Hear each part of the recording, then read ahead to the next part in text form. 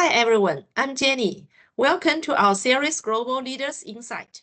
Today's conversation is about one universal challenge, organizational integration after cross-border acquisitions. So today we are honored to welcome David, CEO of Wexley Consulting, to join us in an in-depth discussion on this topic. Hi, David. It's really great to see you today. Thank you so much for taking the time to join us. I know you have had a long and very rich career from leading organizational transformation in a global company like Siemens to now running your own consulting practice here in the US. What I really appreciate is that you have seen organizational integration challenges, not only between China and the US, but also between European and the US, and across many different cultures. That's exactly why I believe today's conversation will be extremely valuable for Chinese entrepreneurs who are navigating US expansion right now. So before we dive in, could you briefly introduce yourself and your consulting company to our audience? Sure. First of all, thank you very much, Jenny. It's a pleasure to be here.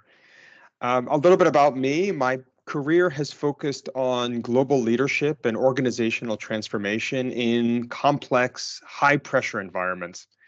I spent many years working inside large multinational organizations, including Siemens and Booz Allen. And there I led strategy execution, post-merger integration, and leadership change across cultures. Actually, I've worked across 75 countries, and over the years, I've worked extensively with Fortune 500 and FTSE 100 companies, supporting senior leaders as they are navigating acquisitions, global growth, and the increasing complexity of today's business environment. These days, I run my own consulting firm in the US, where we work with executives and founder leaders through rapid change, global teams, accelerated M&A activity, digital transformation, and now more recently, the impact of AI. Increasingly, that work includes Chinese entrepreneurs expanding into the US and other international markets. I've also co-authored a book that is coming out called Working Scared. It will be released in May. And the book looks at how the intensity of the modern global business environment creates pressure and uncertainty that can slow down decision-making and reduce productivity.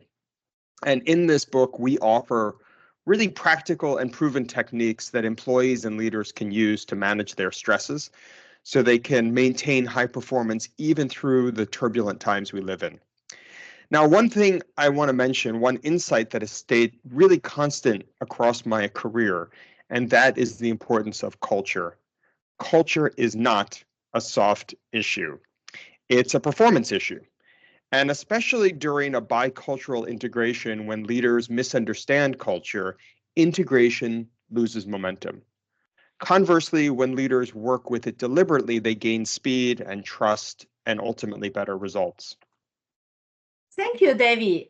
What really stands out to me is your point that culture is not a soft issue, it's a performance issue. Across global organizations, culture either accelerates integration or quietly slows it down. And before we move on, I also want to say congratulations on your upcoming book, Working Scared. I think the topic is incredibly relevant. I'm really looking forward to reading it. That perspective actually connects very well to what we are discussing today. Many Chinese entrepreneurs feel frustrated because they cannot move the US team when acquiring US company. But from your experience, do European companies face similar challenge when acquiring US companies? They do. They absolutely do.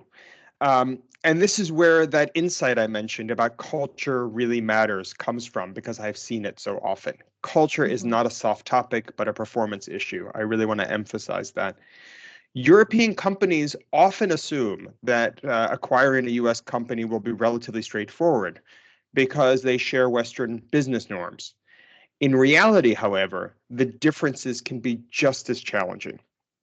I've seen European leaders struggle with American expectations around autonomy, decision-making speed, accountability. And even within Europe, leadership styles vary widely, and those differences become amplified when working with US teams. The European companies that integrate most successfully learn quickly that they cannot simply export their home country operating model. They invest in strong local leadership and create opportunities to exchange ideas. They also clarify decision rights really early.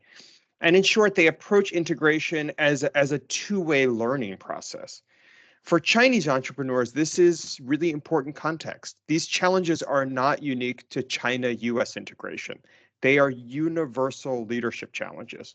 And when leaders work with culture deliberately, integration becomes faster and far more effective. Wow. What I find very important in what you said is that these integration challenges are not unique to China and the US. Even European companies face similar difficulties when acquiring US business. The difference is that successful leaders treat integration as a two-way learning process, not a one-way export of their own operation model. So if these challenges are universal, let's look more closely at the operating difference themselves. From your perspective, what are the fundamental differences between how American teams operate and how Chinese entrepreneurs usually manage? Jenny, that's a great question. I think from my experience, the main difference I have seen in my career is how authority and accountability are experienced. In many Chinese organizations I've seen, leadership authority is more centralized. Chinese employees often expect very clear direction, fast decisions, and strong guidance from the top. And loyalty and effort are expected and highly valued. In the US, it's a little different. Employees here expect autonomy, role clarity, and personal accountability. And here's what's important. They want to understand why and how decisions are made, not just what the decision is. So for American workers, we see speaking up or challenging ideas is a sign of professionalism, not a sign of disrespect or lack of commitment. Very importantly, neither model is better than the other. Here's the main point. Problems arise when leaders assume that their approach is universal. Effective global leaders learn to translate expectations into a local cultural context rather than simply imposing it on those employees. Thank you, David. What I hear very clearly is that the real difference lies in how authority and accountability are experienced. Chinese organizations often emphasize centralized direction and speed, while US teams prioritize autonomy, role clarity, and the ability to challenge ideas. This difference often leads to frustration on the Chinese side. Many entrepreneurs describe a US team as slow or not proactive. David, let's talk about where the perception really comes from. Well, I can understand that perception. I think it usually comes from misunderstanding US culture rather than any sort of capability of the US workforce. American workers tend to wait for clarity before acting. They really want to understand the priorities, the decision rights, the success criteria, and this can take time. Leaders who act too quickly without clarity can feel risky in the US system. There is here a strong accountability culture, but people are careful because here mistakes can have legal consequences or even career consequences. So when leaders interpret this caution as laziness, trust erodes.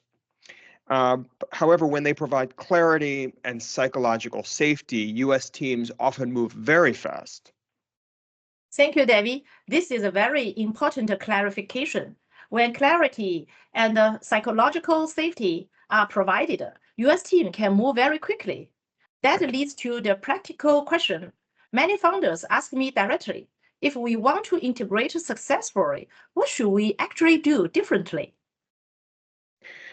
Well, first, I would say take the time to explain the why and the what behind your vision. US teams usually need to understand not just the direction, but the reasoning behind that direction. And create space for questions, and where possible, allow team members to contribute to shaping the priorities. When people feel informed and involved, engagement tends to rise, it tends to increase, and speed follows. Second thing I would say is shift from a command and control model to rather alignment and engagement. And what I mean by that is, instead of asking, are they doing what I told them? Ask, do we agree on the priorities, on the metrics? Do we agree on what success looks like? When you have alignment, you create ownership, and ownership drives execution far more effectively than control. And the third thing I would say is deliberately build a cultural bridge. This requires curiosity on both sides. American teams need to be open to their Chinese partners' context and strategic intent, and Chinese leaders need to be curious about how US teams work, what they value. Investing in strong local leadership can be helpful. A trusted US leader can translate your strategy into action, build cultural expectations, build trust between Chinese decision makers and local teams. So just to kind of summarize, I would say first, take the time to explain where you're going and why. Secondly, focus on alignment, not command and control. And third, promote and encourage mutual curiosity and trust across the cultures. Oh, David, thank you for your summary. I really appreciate how practical this is. You are not talking about culture in abstract terms. You are talking about explaining the why, building alignment instead of control, and deliberately creating cultural bridge through trusted local leaderships. In other words, integration is less about authority and more about ownerships. This also connects to a common misunderstanding I hear all the times. Many Chinese entrepreneurs question the commitment of US employees. From your perspective, what is the biggest misunderstanding here? It's also a great question, Jenny, because that misunderstanding is real. And I think the misunderstanding comes from confusing independence with disloyalty. Americans appreciate independence and loyalty.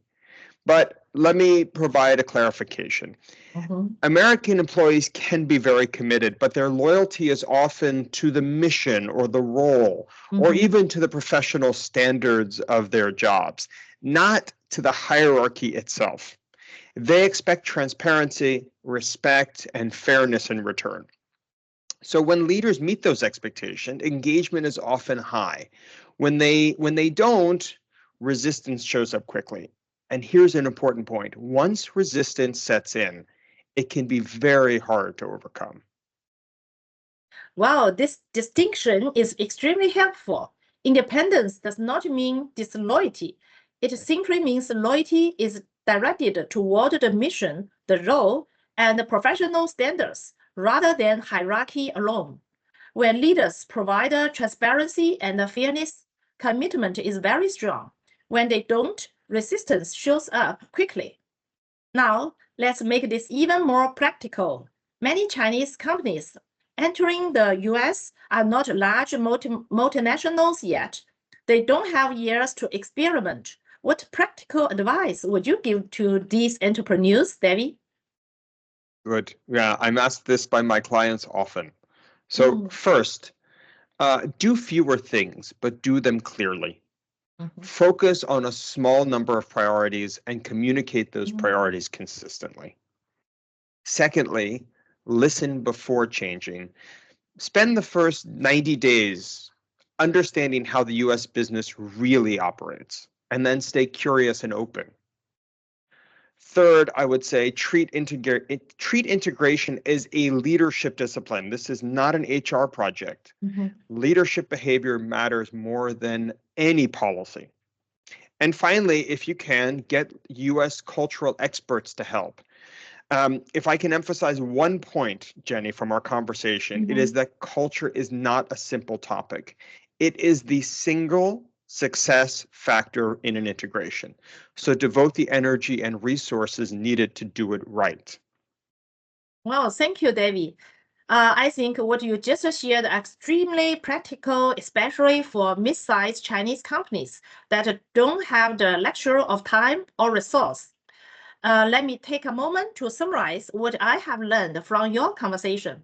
What I am taking away is this: do few things, but do them clearly. Listen before changing, and treat integration as a leadership discipline, not an HR project. David, thank you so much for sharing your insight today. I truly appreciate not only your professional experience, but also the very balanced and global perspective you brought into this discussion.